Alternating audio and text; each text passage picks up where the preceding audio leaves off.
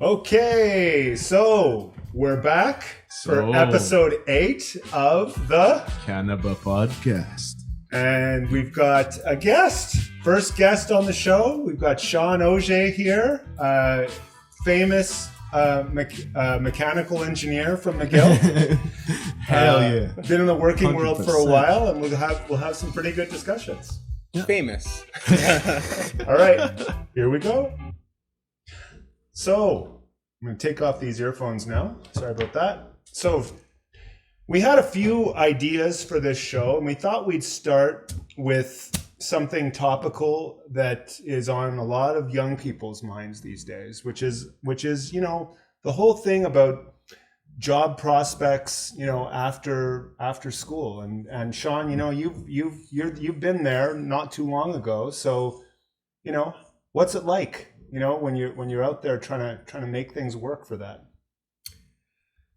So, in my experience, I graduated mechanical engineering in 2022.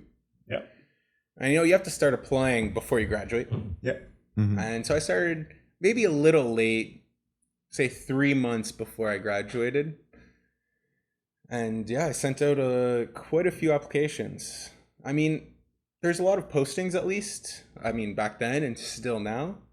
And being a mechanical engineer, what were you looking for? Were you looking for shooting for the stars with NASA or space agency, or trying to build robots, or what?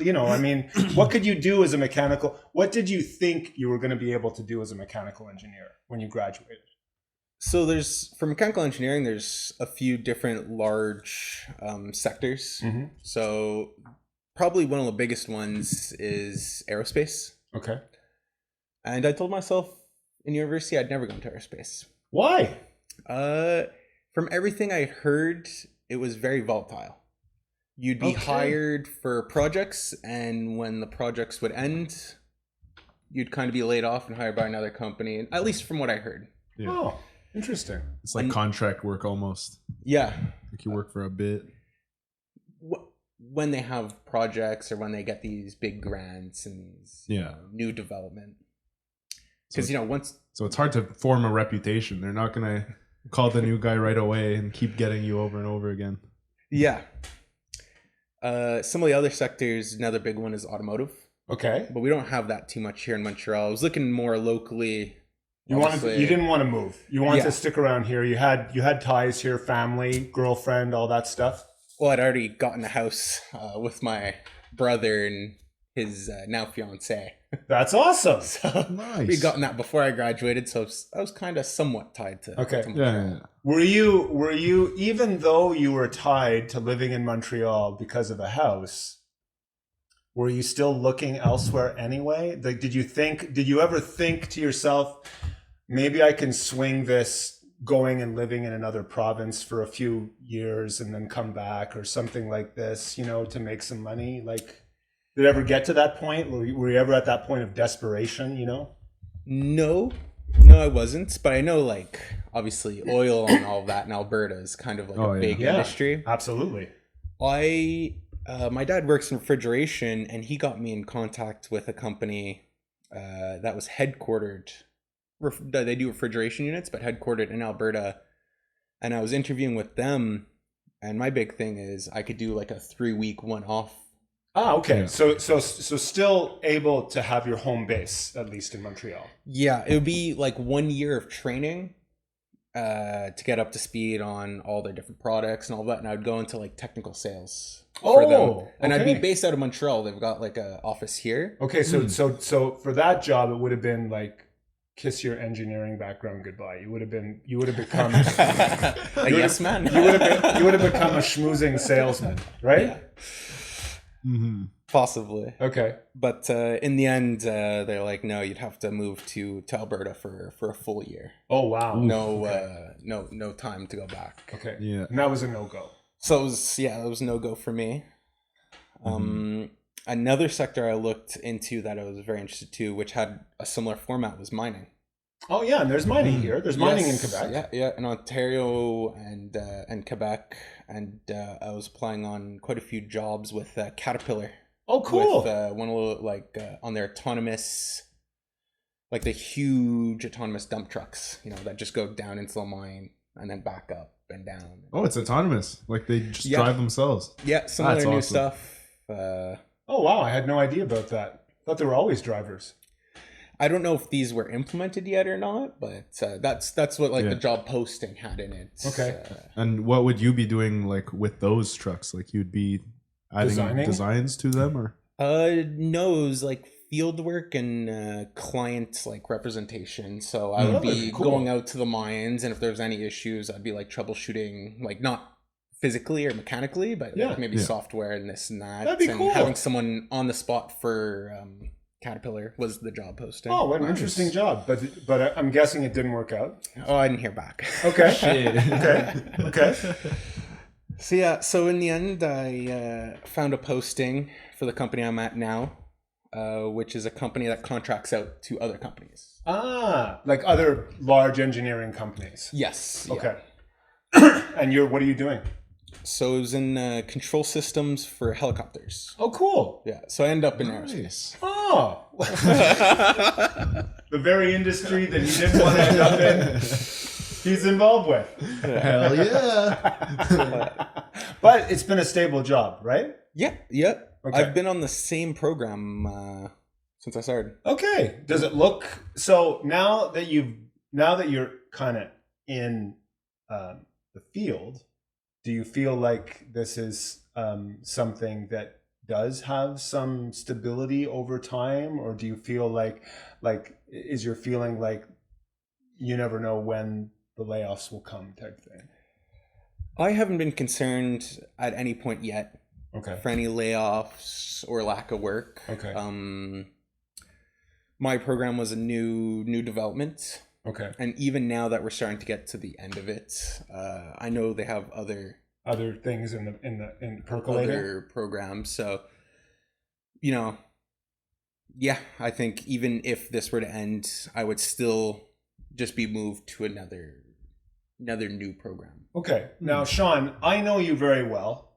You Yeah. were practically raised as a third or fourth son to me. At my house all the time with Kalen, your one of your friends growing up, my older son, and you were always a very motivated scholastically student. Okay. And for those of you out there in TV land, Shawn won all the awards at his graduation for high school, and he did very well in CJUP, and then he went into mechanical engineering. And I know you did pretty well in your program in mechanical engineering, and yet you struggled to find work. I mean, how long did it take you after graduation to actually land a job? Well, yeah. So I graduated, like I said, in 2022. I guess my official ceremony was June. Okay, so this would have been after COVID, so no COVID remnants to worry about. Yeah. None of that concern at least. When I started, they were still kind of figuring out that work from home from Okay. COVID. Yeah. But I started the end of September, almost Okay. into October. Okay. And I started applying 3-4 months before. So a good 6-7 months. Which is quite a, was that longer than you would have expected? Yeah, I was getting a little nervous. Yeah. Like I said, I had gotten a For house. There was mortgage payments. Oh, yeah. I had a good amount of money saved up. Yeah, because But, you also worked what'd you do? You worked for Bell Canada or something, didn't you? Or something like that? for a while? Yeah, I was a telecom technician. Yeah. So you did that for a while. I mean, you had all kinds of nifty little things cooking, But to land a real engineering job took time. So Did they all have really absurd requirements? Like you need this level of education plus 20 years of experience plus blah blah blah for all the applications? Some of the applications were insane. You would not believe it. Yeah. the stuff you had to fill out? No. Okay. Just the requirements. Oh, really? Because I've seen some absurd Entry stuff. level, 8 years experience in a niche field. Oh my God. I'm like, this is crazy. The only few things that I applied on that were reasonable were rotation programs. which a lot of these big companies have, which is actually very interesting for new It grads. is actually, yeah. So that's those are programs where you work in different divisions or sections of a company, right? And you learn different parts of the company, and then they kind of stream you into what fits best for you, type thing. Yeah, so they tend to be 3 years, Okay. and usually you do a year in different divisions. Okay. Now, what's nice is you get to see different things, and if you don't like something, you'll know it. Right. The, I guess, reverse action of that is that you don't really build up anything in any of these things, right? You do a year, you start learning the job, and then Right. you get switched. So really, So you don't if you get into a program like that, you really want to make that commitment and not leave early, because if you leave early, you really have no experience at that stage. I mean, at least you have a little bit of experience in different things, but I'm saying if you were planning to stay with that company, you don't have enough yet like before they switch you. you'll have 3 years experience, but in your department that you end up with, which I imagine would be one of the 3 you worked in, Right. you'd only really have 1 year, and it might not have been your last year. It might have been like 2 years ago. Right. Yeah. Right. And from personal experience, you know, You can forget a lot quickly, type thing, or you end up, you know, getting a task, but people don't want to, like, in that department, invest as much into you. right. Right. So it becomes the Because job. you're somewhat temporary. Right. You're like a long-term intern So they in want the to train department's company. that they Like, might never keep either, Yeah. right? So it's they don't want to roll the dice on something that may not work out, I guess. Okay. But still, if I had the choice, You do that? I would still do it 100%, just because you never know how a department's going to be or what you're going to like and not like. Right. And I've talked to different people, Yeah. you know, at work, and Do a some lot of people- companies offer this, or is it just a few companies, like the bigger companies? the I guess? bigger ones, the bigger Okay. ones. So Shawn, that brings me to a question, around, I'm sure you must have made a few friends in your class, when you were in mechanical engineering. And was it the same like feedback you got from your colleagues? Like did most of you have trouble finding jobs after? Like was this the situation? I'm sure it was a pretty international group, so people were from all over the world in your class, but Yeah, I didn't. So commuting to McGill as well, I didn't get into as many extracurriculars and stay. because you live in the boonies, Shawn. Yeah. Well, it was quite the trek to Yes. and from school. So Yes. when class For sure. ended, I tended to Take off quickly. take a beeline to the metro and then the Yeah. bus home. Yeah. But I did get close with 3 guys. They're from the West Island, Oh, okay. So they're from Yeah. here. So they're local. and all 3 of them went into masters after. Are you serious? So, Really? Yeah. Wow. Okay. So really, I mean, it's funny because I can definitely attest to a challenging job situation now. In this day and age, like we're in 2026, and it's pretty rough, especially in certain industries, particularly in biotech and pharma. But because I'm just not in the engineering field, I don't know, but I'm guessing it's still pretty challenging to get work in your field, I mean, it seems to be the case, at least for me. Yeah. Yeah. Yeah. So it's No, I've seen it in like other fields too. Yeah. Like I was in an environmental field before. I switched. It was cool, but it was a lot of lab work and stuff, which I didn't enjoy. But like, I was looking at job postings in those fields. They want you to have like a really high degree plus like 10 years of experience. Plus they're not going to hire you if you're too old. But it takes time to get that much education, and that it takes time to get that much experience. So they're not going to hire you no matter what, unless like you have the perfect circumstances. You are already in the field somehow while you're in school. Like it's not possible. And the thing is, if there are more candidates than jobs available, which seems to be the case these days, then they can be more choosy, right? Yeah. It's a buyer's market. They can choose right down to the nth level of degree of experience and knowledge and everything now. Like it's harder harder to fit in that puzzle. Yeah, it's probably a lot more bias now. Like, Yeah. now they just choose who they want, like who they like, Yeah. for much more biased reasons. Well, before I got this job, I went to a couple of like, I don't know how you'd say it. Like a company would hold like a Job fair? job fair. Yeah. And I went to like a couple of aerospace around the airport. Sure. In the YUL there. Yeah. So they have these like in different industry sectors, they'll have these job fairs like for engineers?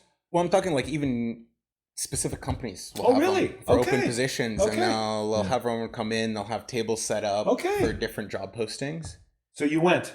And yeah, it was crazy, Sean. Are you serious? Yeah. The amount of people lined up out the door. Oh my Oh. god. Really? Yeah. No. So you felt like you felt like this was like the unemployment line or something, like at Service Canada office, you know? For like 15 job postings. Wow. Maybe 10. Wow. I was Holy like mackerel. That's flabbergasted. incredible. That is That's flabbergasting. crazy, dude. It is. It is. Man. I mean, let's contrast what Shawn has gone through with your situation, Liam.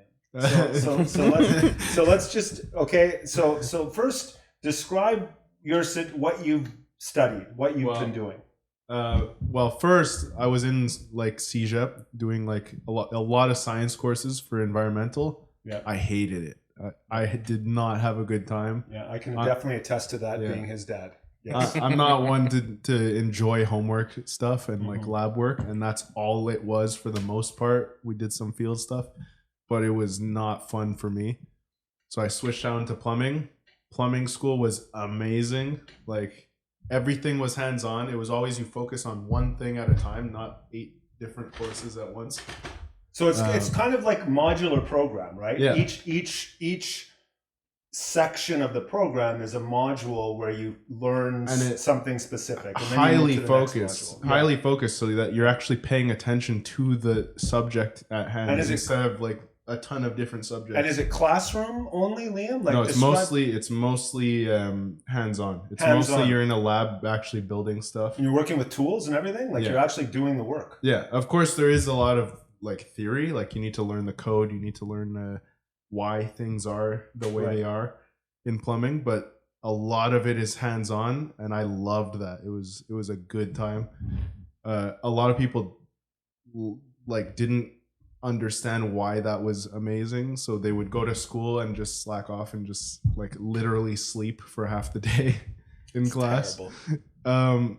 And then but afterwards you finish the class, they even help you write your CV after. Like Are you one of the serious? classes is write your CV, and the teacher looks at it and he's like, okay, that's good, send that. No way. And then after school there was like plenty of companies, but I just wanted one.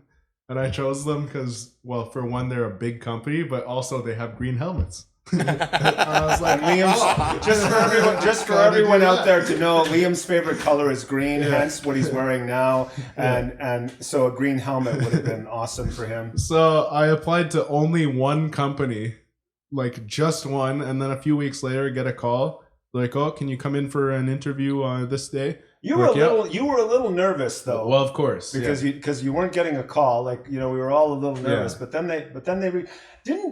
But in the meantime, didn't you reach out to a teacher to get a phone number from someone in the company? I thought there was some little thing that no, happened there. like for the few students who did like pay attention and actually did put in the work, which was you, and showed up every day, because a lot of people just don't show up. It's ridiculous. It's Yeah. ridiculous. For the students who showed that they wanted this, the teachers were really helpful with you. They'd give you phone numbers, they'd give you email addresses to companies and stuff. So I took that email address, I emailed the hiring guy. Okay. He replied a few weeks later, went in for the interview, and the interview was literally, what's your name? Where did you go to school? And have you been in construction before? I answered the questions. He said, okay, you start on Monday. Perfect. Just fill this in. And even when you answered no, that you'd never been in construction before, they did not care. They didn't even care. No, they're like, okay, that's fine. You start Monday. They give you your helmet and you're good. So essentially, at least in that field, it feels like there are much less available good workers than there are jobs. It feels like there are way more jobs than there are, and I'm talking good workers. Because there's waves. Like right now, we're on a very, very low for jobs. right. So right now they're like sending people to other companies, or they're just slacking them. Like there's a lot of people that don't have a job right now in construction. But But the good people have jobs. yeah, the people who show that they're there and they're paying attention, they know, and they're learning stuff on the job. Yeah. Those people are all staying. Right. But people get fired temporarily during the lows, and then like probably in another few weeks or so, it's gonna go up like crazy, and everyone's gonna get hired back and come back in. Because you guys are, it's very seasonal. Yeah, Like, for sure. I know quite a few people in different like trades and construction, and like And spring, it's kind of like a little lull. yeah, And, especially for small projects. Like if you're working for a big company like the one I'm at, they'll get big projects that last like multiple years, and then you have a job for years. But for houses and stuff, no one wants to build houses during the winter. It's And your role, what you got hired into doing was commercial construction, correct? Which is a lot different than what people think of a plumber, right? Like when I think of a plumber, I think of toilets. some guy Yeah. dressed in overalls and no shirt, Yeah. showing up at my house to fix my toilet or something. Yeah. But that's not at all what you're doing. I'm some guy wearing big black cargo pants with a sweater that doesn't look like a sweater anymore because of all the holes in it. Yeah. Like working on pretty big pipes, installing huge copper lines. And it's all new. Cast iron, yeah, it's all new. So so you're not fixing anything. You're basically installing the plumbing system. There's a lot of fixing stuff. So tell me, so why is there fixing stuff? There's a mix of reasons. There's a lot of people that don't know what they're doing. So they hire people. So would you say that a company like the one you're working for, we won't mention any names, that they hire a lot of people and then filter them out? Yeah, for my company, that's the big motto, is that they try everyone, and if you don't work, you don't work. Okay. If you work, how fast can someone be laid off after they start? Eliminated. Yeah. It takes a little while. It takes like a couple months. Okay. So typically it's a 2-month process and then they're gone. Yeah, but like there's some like lines that are kinked, so the water's not going to flow. But that's what I was going to say. In that 2-month process, they've done a lot of damage. Yeah, a lot. And then you have to go and fix the. Yeah. Okay. The worst I've seen is someone was like, they want to install brackets between studs to put the pipes on, but the stud was not exactly how they wanted it. So they unscrewed the entire stud, moved it like 3 feet to the side, screwed it back in, but the electric box wouldn't let them move it. So they unscrewed the electric box, threw it on the floor, installed it, and then I come into this room. I come into the room, and the stud is completely sideways. You can see clearly, just on a diagonal. Yeah, on a diagonal. The electric box is on the floor. The electricians are going crazy. They're like, "Dude, your guy just threw. Did you see what your guy did?" I'm like, "No." They show me. I'm like, "God damn, this is crazy." And then you're stuck having to fix that. Yeah. Okay. But there's a lot of stuff like that. There's the engineers of the building don't discuss with each other. They just sort of like make corrections. You mean engineers like Shawn? No. But oh, I hear a lot about engineers. Yeah. Do you? Oh yeah. It's a big joke. They write their corrections for their plans. They send them in without contacting any of the other engineers. And then we have 3 different trades trying to put pipes, ducts, or like walls in the same exact area of space, and we're all like arguing with each other like, no, our plans are right. And so then it's just a mess. Yeah, so every floor there's stuff where there shouldn't be stuff. When there's stuff on the plans that aren't 100%, they put a big squiggle line around it. Every plan, every plan has giant squiggle lines everywhere. So there's and the squiggle line means figure it out. Yeah, is that what it means? There's some big lines that we've had to move like 4 times. Like when you say lines, you mean drainage lines or like copper water lines filled with water. We pressure test them, fill them with water, and then we get a call saying it's in the way of the ducts. So we have to empty, drain the whole line, cut it, move it, re-solder everything, retest, and then we get another call. Oh, it's in the wrong place again. Gotta move it again. And So this was in a squiggle line area on the map. No, this was in a good part. Wow. A Okay, revised. so It became squiggle line. Wow. So essentially, you're dealing with you as a good employee, as someone who's diligent and working to do a good job, wants to do well, are dealing with delinquents that are hired. Yeah. Who literally work against everyone and just do terrible jobs, and you're dealing with engineers that haven't fully vetted their plans with each other. The worst example was like the day before the Christmas break is like the day where a lot of stuff has to get done, right? Because we're closing the site. We have to make sure the lines are not going to leak over the break. I was crazy sick that day. I didn't realize at the start, but halfway through, I got a massive fever. I was dying. I was at work, and I was working with a partner who was not ideal. And we're going to say not ideal. Not ideal. We're not going to say delinquent. Delinquent was taking it too far. And because it was almost Christmas, he chose that day to be the day where he was going to do absolutely nothing. Okay. And him and a bunch of others just sat in a corner, like hidden. They built a wall. They built a wall out of what? Of like random items and stock. They built a wall. They were all hiding in a corner, and I had like 10 different jobs to do, so I was doing them all.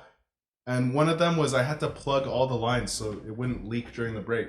And I had plugged most of them, but there was like a few rooms that I hadn't got to yet. And then the foreman's called me and said I needed to do something else on another floor. So I was like, okay, I'll tell my partner that he needs to do these last 2 rooms and then we're good. So I call him while I'm with the foreman's doing a different job. I call him like, okay, you need to just double check the floor, make sure everything's plugged. He's like, okay, 100% it'll get done. I do as he's sitting in his fort. In his fort, yeah. Legit, they're all just like, it looks like I would come up and I'll do it. Don't worry. Roger Dodger. I'd see them all in the corner giggling and having a powwow there. And like by the end of the day, they were just playing with random items and stuff. So they'd put all the items together and like connect stuff randomly just for fun. Making toys. They're making toys with their, okay. Yeah. So by the end of the day, I had just enough time to finish what the foremans wanted me to do. I came back up. I started checking the floor. Nothing was plugged. Nothing was plugged. The last 2 rooms were not plugged. So I had to rush, quickly finish everything. The guy was like, oh, I didn't see those ones. He comes. I was in my fort. He starts helping with those. I'm late to leave. I had a fever though all day. So I was like pissed by the end of the day. Wow. But that sometimes it's not ideal. So okay. So I want both of you to chime in on this, because I can tell you from my own experience growing up that the trades were not even a topic of discussion in high school. Like it wasn't even something that I even was even presented to us as a potential avenue that we could explore. And I really wish that it had been back then. Is that the same for you guys?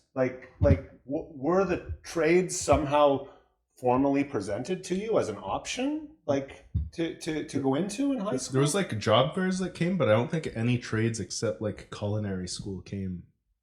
I don't remember any other trades coming. I don't even think we really had a job fair, but no, it was not even generally just geared towards CJEP. Going to CJEP and university, like going on to higher education. Yeah.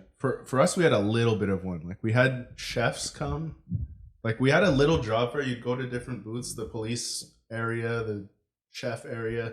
You talk to them, but there weren't many. There was a because honestly, right? Like I mean, for plumbing, it was just like random almost. And in high school, when you think about plumbing, you'd think, oh, that's a job I don't want to do.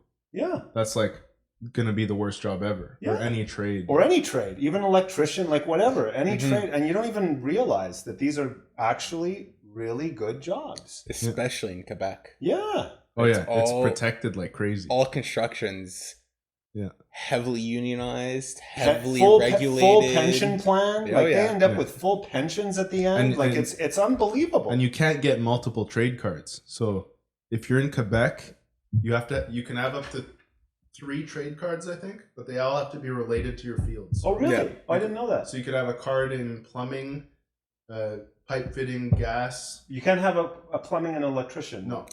Really? So it's all Interesting. protected. So you can't have everything and just there's no jobs left. Wow. Yeah. That's interesting. So, getting back to your story, Shawn, what would have been like, what would be your ideal job then? Like, now that you've been at this for a while, like, you've been working now for what, 3 or 4 years since you graduated? 5 years? I'm going on 4. 4 years? Yeah. Okay, so you've been doing this for a while. You're doing mostly programming stuff, if I'm not mistaken. Am I correct in saying that, or I'm not necessarily doing like software. I'm more troubleshooting? I don't know. What is it? Is it like I'm doing- wiring and controls and stuff? No, I'm more doing like Math? defining what the software should do and then verifying it's doing what it should. Oh, cool. So I started on the verifying and now I've made it to the defining. Really? Yeah. So you work with programmers? Yes. So there's a sister team that we call design. Okay. And they'll do the actual diagrams for the control system and whatnot. Okay. Okay. Mhm. So it's pretty complex. It's almost electrical engineering that you're doing as opposed to mechanical engineering. Yeah, so a lot of people that I work with have either mechanical, aerospace, or electrical. Right. So and you basically are working seamlessly with these people. You have to kind of Yes. you have to kind of be able to understand each other's backgrounds and fields to be able to even talk to each other, I'm guessing, correct?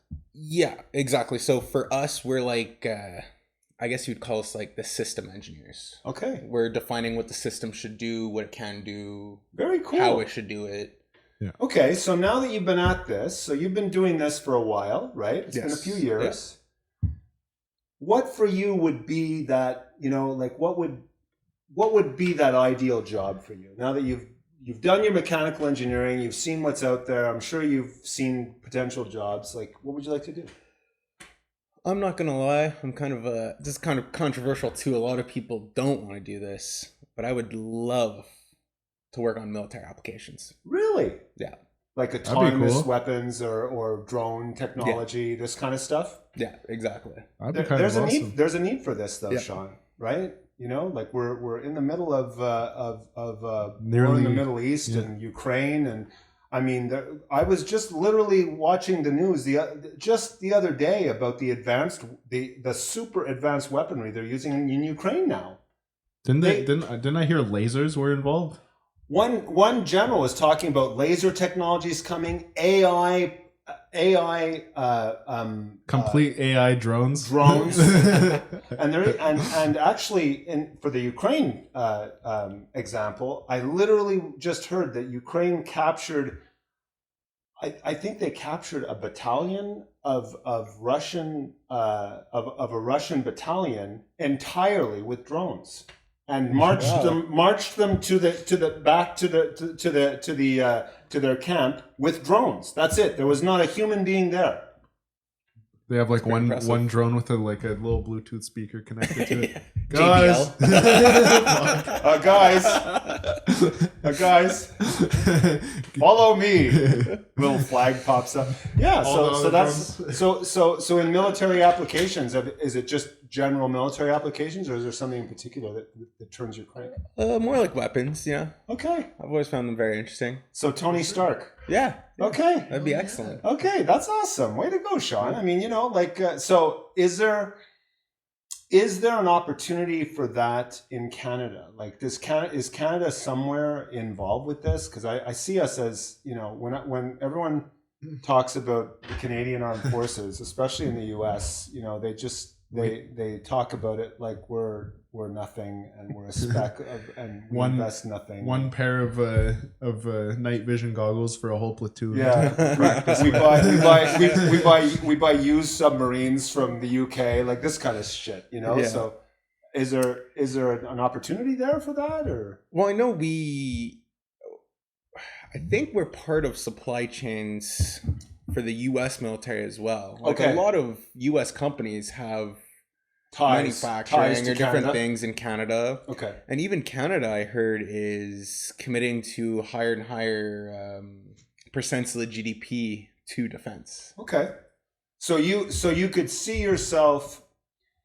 It would be kind of like very similar to Tony Stark. You would be like you'd work for an agency that's contracted by the armed forces or by the U.S. Armed Forces, as opposed to working directly as a, an armed forces personnel or something like that. Yeah, exactly. Okay. Yeah. Very cool. Are you always kind of looking around for those kind of opportunities? Or? Yeah. Okay. Well, I think even like Bombardier now, some of their jets are being like retrofitted for No. Oh yeah. like No, that's true. reconnaissance. Yeah, That is true. That's I've crazy. heard stuff that. like that'd be really cool to work on. That's very interesting. I never thought about that for. So I'm sure a lot of the other big aerospace companies too all have probably little divisions for military Yeah. applications. Well, you know what, Sean? I'm glad you came, because I'll keep that in mind when I talk to colleagues that my own connections out there in the tech world. Let me know. I will. So, we were talking about job prospects, but coupled with job prospects is finding a place to live. Once you have a job, you need to find a place to live. And Sean, you told us a little bit about your story, which was intriguing. So, what did you decide to do? Like, how did you figure out your situation? Like, tell us a little bit about the backstory here. So Because I think it's a great idea. Like, I think what you've done is, especially in this day and age where housing is crazy expensive now, it's really hard to get into the housing market for young people. You chose a route that I thought was really novel. And of course, you have to be able to get along with your family members to do this. But go ahead. How did you do this? yeah, well, I'll just start off by saying that the housing market I think is insane, and I think insane. in Quebec it's actually one of the less Lowest. crazy ones. Absolutely. Compared to like BC and Ontario BC's and insane. Vancouver. Vancouver is unaffordable. But yeah, basically for me, what happened is when I was in university, I was still living from home with my dad in the boonies, as you said. Yes. The Montreal boonies. That's right, Montreal boonies. And my brother had moved out and gotten a place that he split with a friend, and they rent out to other friends. Okay. So they got in a house. Yeah. And then him and his girlfriend got pregnant. So they're like, okay, it's a bit of a frat house. We don't want to really raise a kid there, So like your brother, four 20-year-old guys. Yeah. so your brother essentially, he bought a house with 4 other guys. Is that how it was? There are two guys that bought it and then rented out to another 2. Okay, so they're your brother 4. and another guy split Mhm. on buying a house, and they signed, like, essentially they co-own the house. Yes, yeah. Legally, they co-own the house. Exactly. Okay, and then they took on 2 of their friends to live there and rent or something. Is that what you're Exactly. doing? Yeah. Okay, so the 2 friends are renting and they own, and then so this is a great situation. Essentially, Yeah. they're A win-win-win. like probably the Nice. two renters are covering the mortgage payments for this house or something. No, I don't think they were renting for crazy amounts. Okay. But still, to cover a portion of the mortgage. but still, for it's a sure. pretty good deal.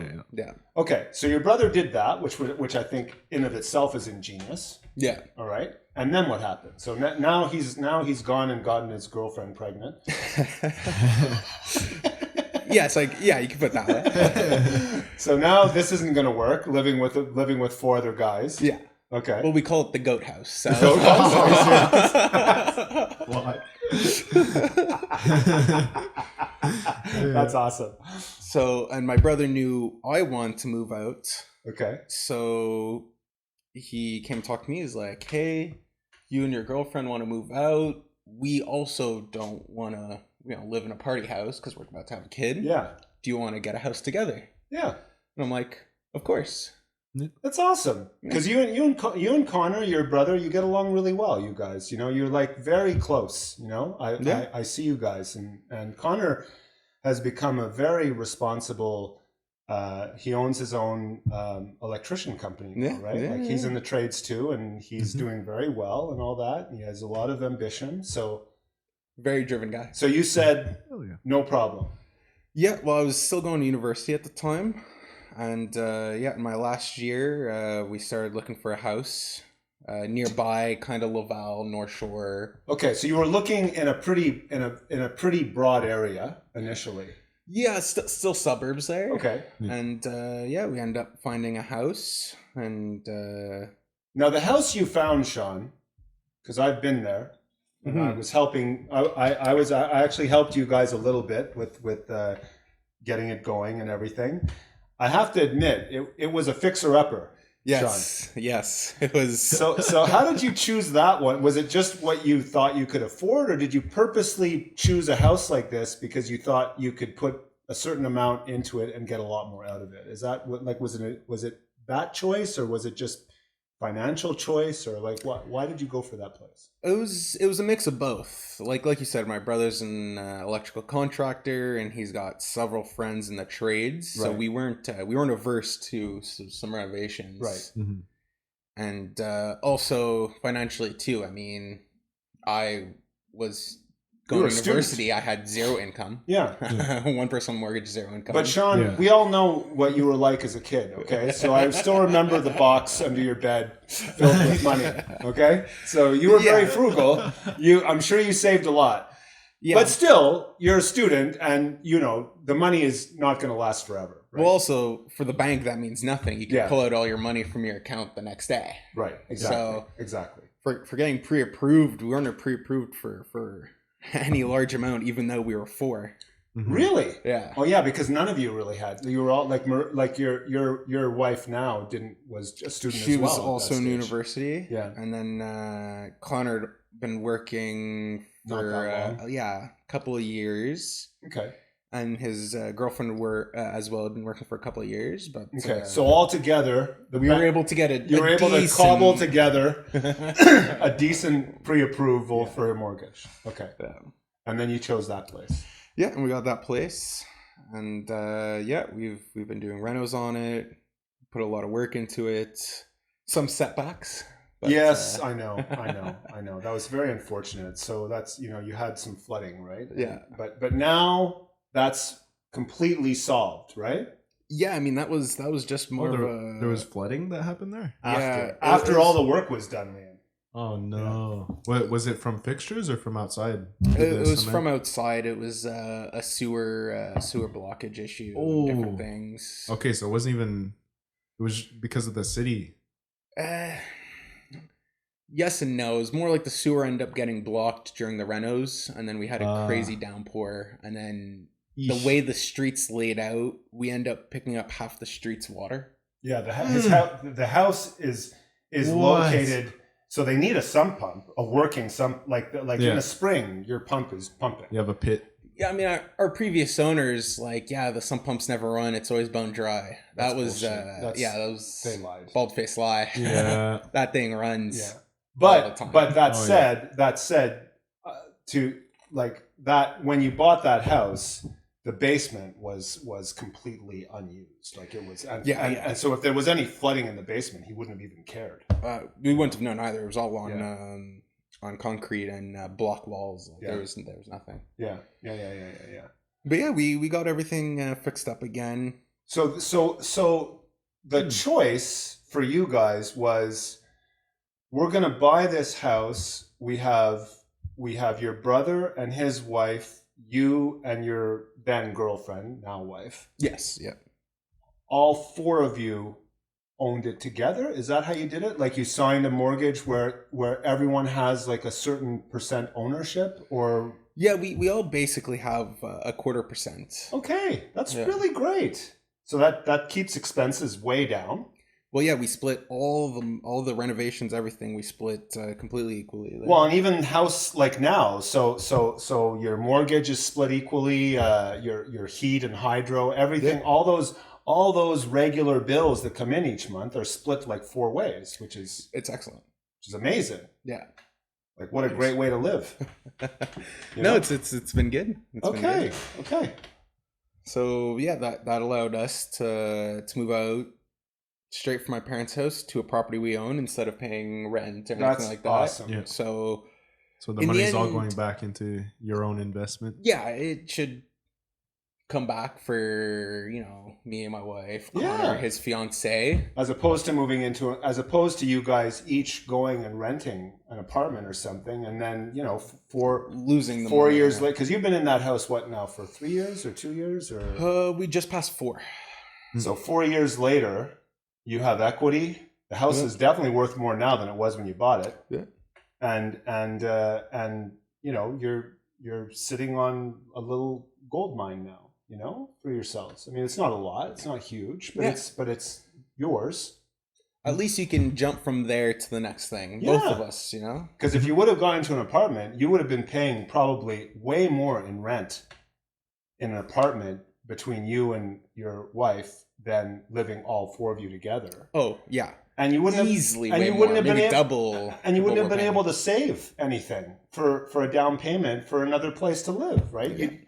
Like, I feel like young people today, if they don't make some sort of decision to cohabitate in an ownership proposition like you've done, which was extremely shrewd. I thought this was, I tell all my friends about you, Shawn,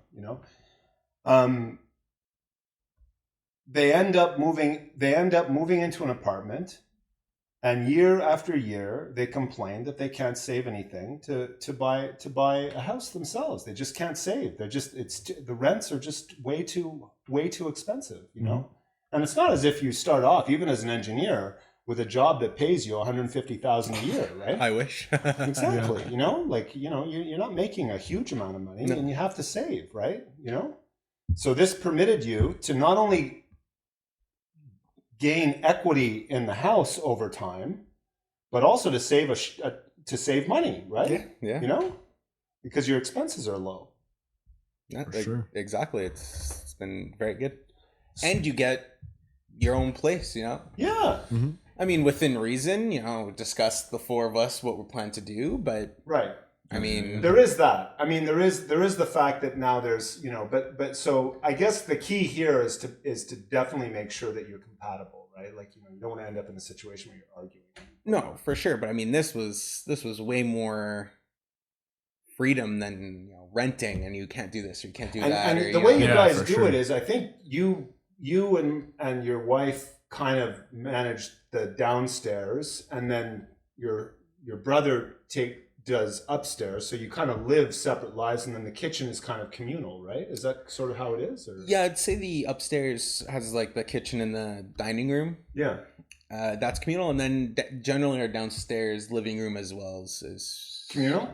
pretty communal. Okay. We have a table set up there. And for then you've got, games you've got like 2. I think. Well, I don't think it's 2 bedrooms, but you have like a storage space. I think, Shawn. It's supposed to be a bedroom. It's a bedroom. Define me a bedroom right now, Liam. What's a bedroom, Liam? It's a room that has a bed in it. Okay. Well, there's no bed in it now, That's No. awesome. we have a window, a closet, and it's more than A certain amount of square inches. 100 square feet. Okay, so That's a bedroom. So it's a room. And Right? there's something in it that you could lie down on. No. There can be. The floor counts. That's awesome. No, we are using it mostly as storage right now. Like we have like a single seat like sofa in there. I think the point that I was getting at is that I think there's 2 bedrooms downstairs, there's 2 bedrooms upstairs.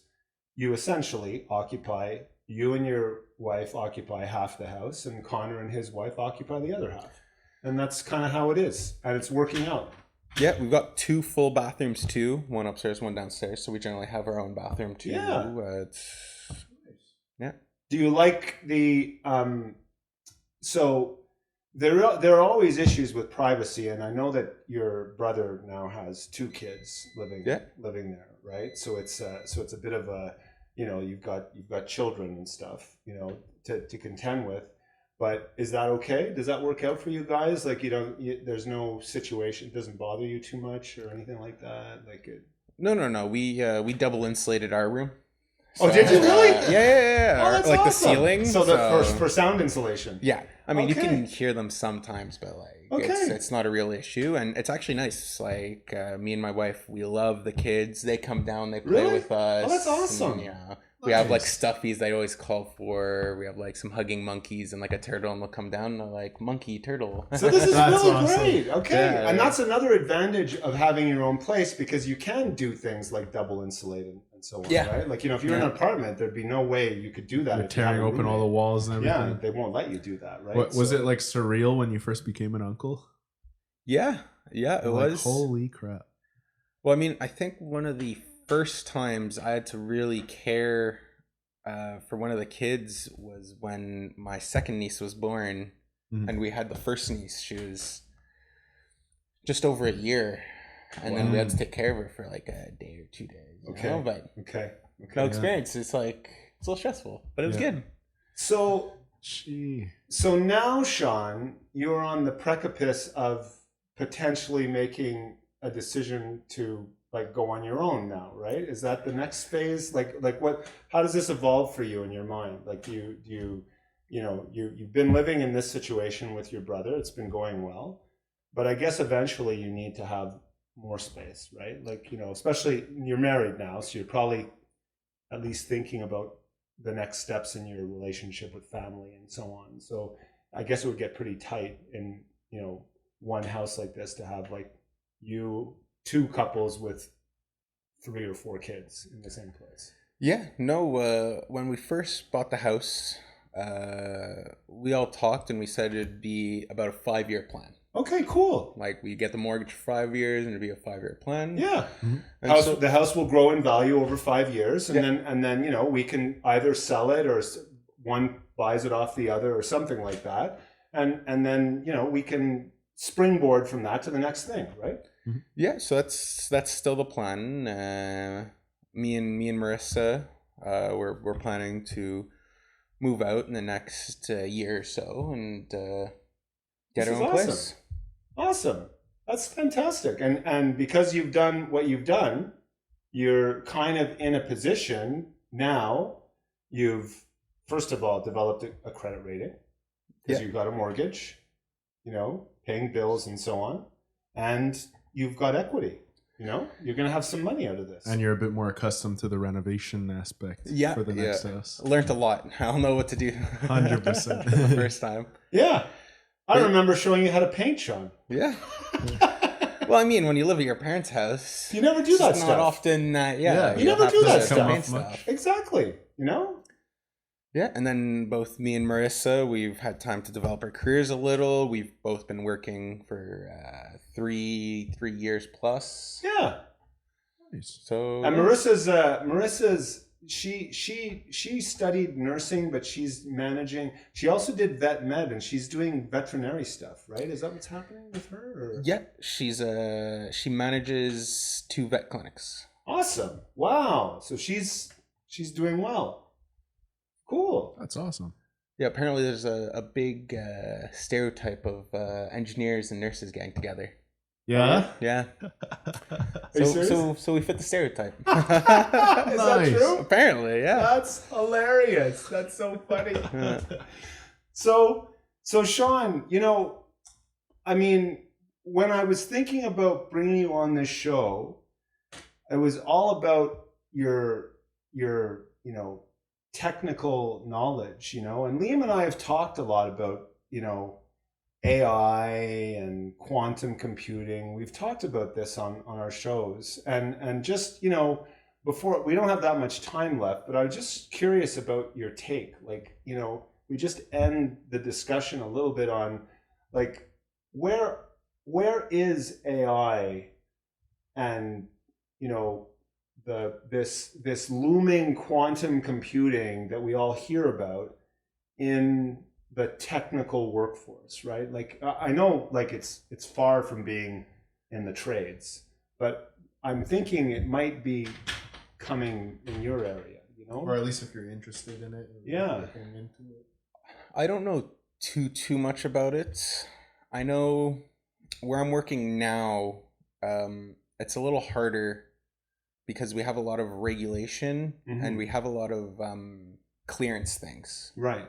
So because we develop software and that for For things that fly. and helicopters and Which engines, could become things that crash. we have So we don't want that. and there's also like security things too. You Right. don't want to have this information get to other countries and all that. So it's a little slower, specifically, I guess, in our domain in aerospace. Okay. But I know, I think it's Microsoft's coming out with some stuff. Yeah. A lot for Excel, Outlook, and stuff like that. And I know they're slowly integrating that. Okay. AI stuff. Yeah, but they'll also do in-house AI. Some of the different companies I've seen and postings, they'll have departments that'll do like large language models to develop different things and Really? optimize processes. And then a lot of them they'll do it a little bit more internally, Okay. so that you don't have to have all this stuff on outside source servers. Yeah. And have access issues and whatnot. So they create their own internal, entirely proprietary AI. I think they'll do more. Or they integrate outside AI with their internal or something like that. I don't know. They'll make their own very specific LLMs. Because Okay. LLMs, I think, have been around for quite some time. Right. Yeah. No, they have. I mean, that's So how that- it all started with large language models. Yeah, they won't be like true AIs where you'll talk to them, but it'll be more like they'll develop tools that you'll put in, say, like text, and then they'll translate that text into like requirements or Excel Yeah. sheets or this or It'll that. save a lot of time of research and like looking stuff Yeah. up. I mean, I would not believe this beforehand, but I think the whole economy runs on Excel. Really? I mean, That's next level. the amount of Excel that's used is crazy everywhere. I know. Yeah. People I talk to, a lot of things, the different internships I've done. I have a friend that's his job right now. He uses Excel so much that he's literally developing a software on the side to use Excel for him to make it more simple because he has to work with thousands of sheets at a time. No, So it's I've crazy. I've done the same thing. Like Excel, Microsoft has its own coding language, Visual Basics. VBA. I think so. You've actually coded yourself in Excel? Yeah, I've done a bit. I'm not Okay. the biggest coder, but Yeah. I know enough that Wow. I could do little scripts, little like, macros on VBA. Yeah. Yeah. So this is but it won't be long before AI will manage this stuff. I would think. No, I think there's a big push to To slow down. do AI? to get AI in Oh, okay. and to do as much as they can with AI. But you'll always need people. I Yeah. don't think you can ever get around it. Really? You could maybe skew the ratio of how much AI does, Yeah. but I'm hearing you still need people to review because you'll get a lot of weird outputs from AI. Yeah. and Yeah. stuff. I'm hearing more and more of this, right? Like I'm hearing that the AI quote unquote revolution seems much very similar at its stage now as the .com revolution was back in the 90s when everyone was investing in .com and then it all crashed, right? Like it feels like AI, the promise of AI is not there yet, but there's a lot of investment in it, you Mhm. know? I think there's a lot of easy like, oh, we'll have AI do this. Yeah. Mhm. And I don't think it's there yet. No way. What do you think about the Tesla taxis? You think that's going to be a thing? Like fully self-driving taxis that have no steering wheel, brakes, or gas pedal inside. I've seen one or two in Vegas. You've seen them? Yeah, They're so- operational? I went to Vegas for my bachelor party and I saw some autonomous, I don't know if it was a Tesla ones, but I saw some autonomous taxis, like one or two. Like no steering wheel inside? There was just people inside. One of Yeah. my colleagues took one in California. That's next level. I don't know how many there are or how good they go, but I saw one or two going down the strip in Vegas. Do you think it's gonna go up to like they're gonna start doing self-driving helicopters and like fly aerial stuff? Well, I mean, you already have drones, but True. for transport, like human transport, I'm not too sure. It could eliminate some human error, although it's already a lot like autopilot based, and like it's only when you're taking off and landing really that. Well, I think helicopters is a little more involved. Helicopters for sure. I'm talking about like commercial pilots for like jumbo jets and stuff. Yeah. But helicopters, yeah, for sure. Actually, a little cool thing I learned about some of our software is that the reason we have so much redundancy is sometimes there'll be like rays from space, like cosmic radiation or whatever radiation, and it'll cause bit flips. Are you serious? What? Yeah. No way. Yeah. Oh That's my God. next level. So what does that mean, redundancy in software? What does that mean? When you say redundancy, what do you mean?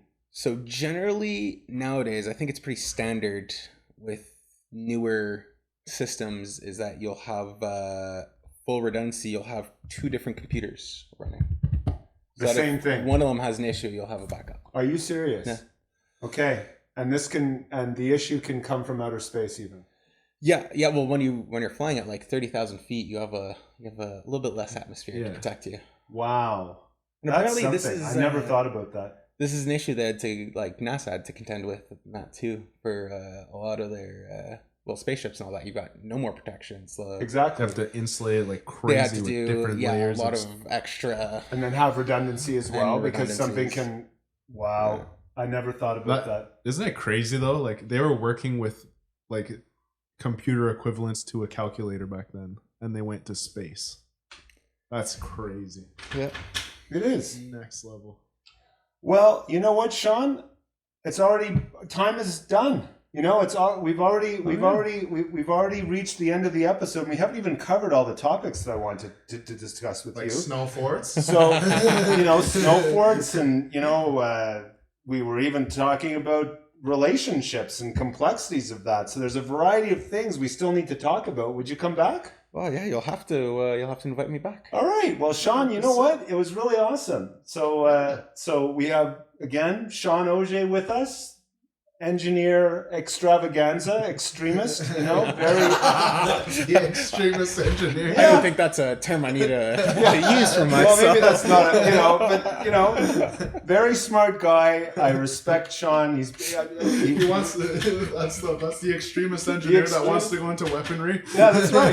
Yeah, I'm gonna get a call when I get home. No. Sorry about that. I shouldn't have scratch all that. Scratch everything I just said. And we got Liam, Yep. and I'm Shawn, and we are The Cannibal Podcast. goodbye, everyone. Cannibal.